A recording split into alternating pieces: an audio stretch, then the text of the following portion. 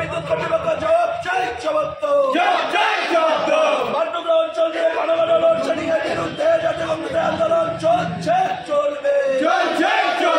অতিরিক্ত হারে বিদ্যুৎ মাশুল দেওয়া হচ্ছে কেন? কাঠমানি সরকার জবাব চাই, জবাব দাও।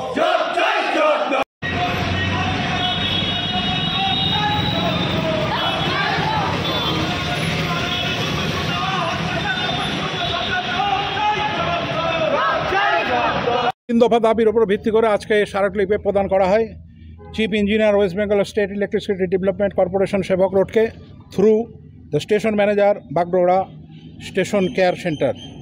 এখানে আমরা জানাচ্ছি যে কিছুদিন যাবৎ পশ্চিমবঙ্গের মানুষের মনে একটা আতঙ্ক সৃষ্টি হয়েছে স্মার্ট মিটার। সরকার বলেছে স্মার্ট মিটারকে স্থগিত রাখা হয়েছে।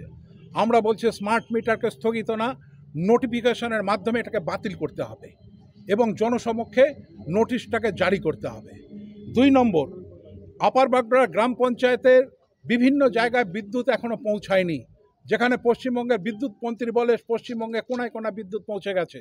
সবচেয়ে দুঃখের বিষয়, ব্যাংডবি ফরেস্ট বাংলো যেখানে এসে পশ্চিমবঙ্গের মুখ্যমন্ত্রী ওঠেন, সেখানে West Bengal state electricity board এখনও পর্যন্ত লাইট পৌঁছাতে পারেনি।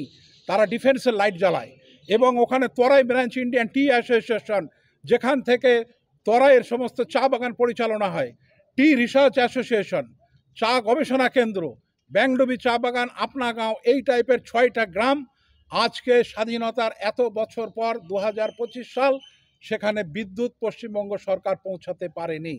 তারা আর্মির থেকে লাইন জ্বালায়, সেই লাইট অত্যন্ত ব্যয় সাপেক্ষ এবং তারা মাঝে মাঝে এই লাইট কেটে দেয়।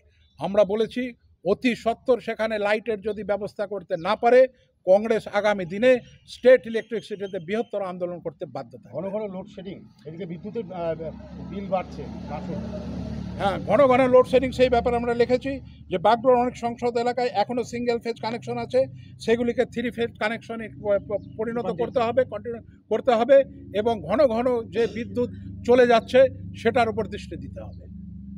তাদের ব্যানারে লিখেছেন কংগ্রেস শাসিত রাজ্যগুলোর মতো 200 ইউনিট লাইন ফ্রি দিতে হবে।